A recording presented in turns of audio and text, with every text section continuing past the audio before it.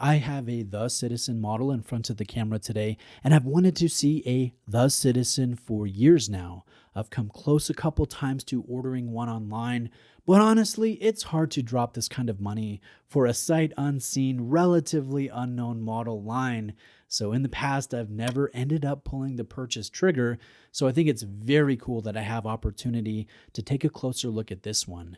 The Citizen is the high-end product line that the brand Citizen makes. They aren't commonly seen outside of Japan, and they are often compared to Grand Seiko in terms of price, in terms of quality, and I've heard some watch collectors think that they are superior to Grand Seiko. So that said, let's take a closer look at this. This was lent in by a good friend of mine to see in person, to film. I'm going to take a close look at the model, and I'll tell you straight up my own opinion on how it compares to Grand Seiko. Is it worth buying over Grand Seiko? Or should you stick to buying Grand Seiko when you are shopping for a premium Japanese-made timepiece? Now, I don't have prior experience with the Citizen, but I have a ton of experience with Grand Seiko. Now, the watch in front of the camera today is called the Citizen NC0206-18E. It's a highly limited run of 90 pieces that is very difficult to find. It retailed close to $6,000 brand new, but when it is listed for sale used now, it usually sits in the mid $7,000 range. It doesn't pop up for sale that often, but it will be a model that has appreciated from its retail price by about $1,000. Now, what's special about it? Well, I think several things are. First is the fantastic fit and finish. The case, the bracelet, they are expertly hand finished. And in this regard, it really looks like a Grand Seiko when it comes to the quality of the finish work, and I would rank them on par with each other there.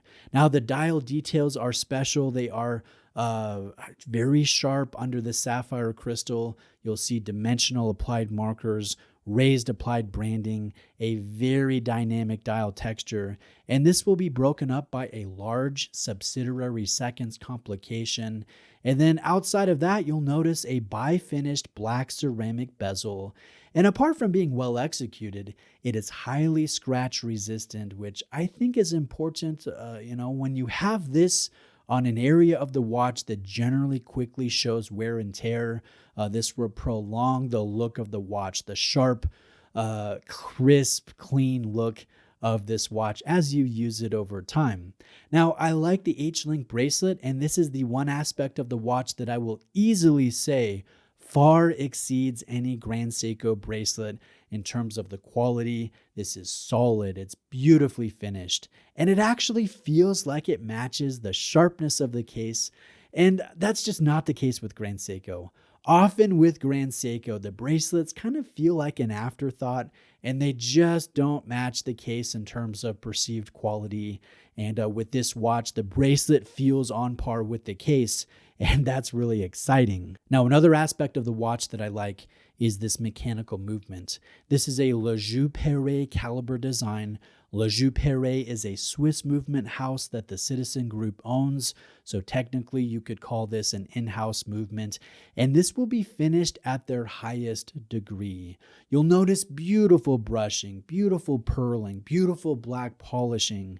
The anglage is present on the plates and bridges, but it is not particularly impressive when you compare it to other, anglage found on $7,000-ish, priced watches from competing brands.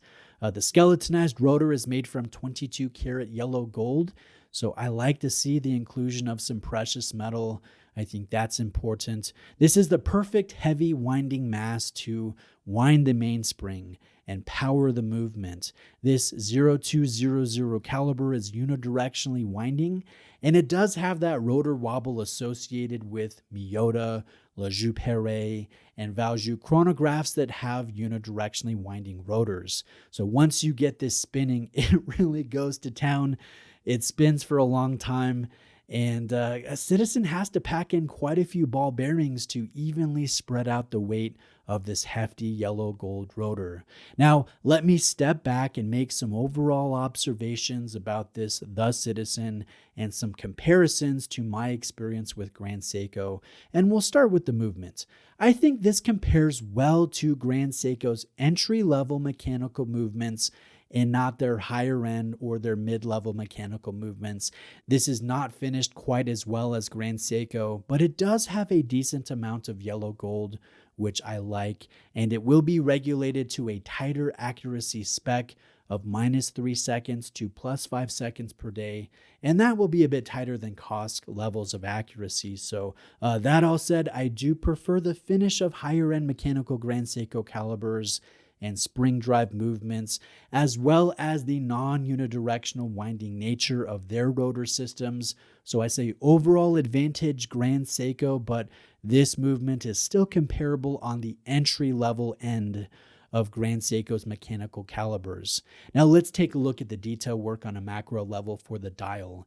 And this is the area of the watch that I have noticed The Citizen falling behind in. You can't tell from arm's length, but it will become apparent under the macro lens or if you pull out a loop. Notice the sub-seconds hand. This has some rough edges. The main hand stack axis cap looks a little rough. The hour hand has a particulate on the chamfered edge and overall just does not look as crisp or as well executed as a Grand Seiko Dauphine hand design. The applied markers are dimensional, but again, they have some slightly rough edges and are not generally as tight, tidy, and clean as their Grand Seiko counterparts are. And this will be especially noticeable on the 11 o'clock marker. Granted, I could have a kind of bad example, but you know what? I don't know. I don't want to condemn the brand based off of one watch, but this is kind of ugly when you compare it to Grand Seiko. So what I'm saying is if you have a The Citizen, let me know if this is on par with your Grand Seiko experiences or if this falls behind a little bit. I think the dial itself is fantastic. You know, the texture is really sharp. It's just the details on the hands and the markers, the general cleanliness that demonstrates that Citizen still has a way to go to catch the venerable detail work of lovely Grand Seiko dials. Now, there is one aspect about the Citizen that really puts the Grand Seiko, name to shame, and that is the bracelet and clasp, like I mentioned before. I can't stress this enough. This feels like a premium product, and premium is just not a word that you can use to describe a Grand Seiko bracelet. This bracelet is solid and hefty and butter smooth to the touch. It has a very elegant drape. The light play is top level. I am really impressed with the bracelet, and I say that as a bracelet fan. So let me zoom out and just give you an overview here as I wrap up the video. I am super impressed with this The Citizen. You can definitely tell it's a higher end product. I really like the linear design, the angular design. I like the ARC coating on the sapphire crystal. I really enjoy the dial texture, how dynamic that is.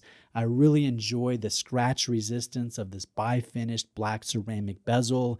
And I really enjoy the inclusion of precious metal within this thin caliber. From arm's length, this visually very much competes with Grand Seiko, and that's an exciting thing. But it is upon closer inspection that I think it does fall short in several areas. And if Citizen can tighten those aspects up, they definitely go up a level in my eyes. But let me know what you think about that. One last thing as I close this video, I love how understated the watch is.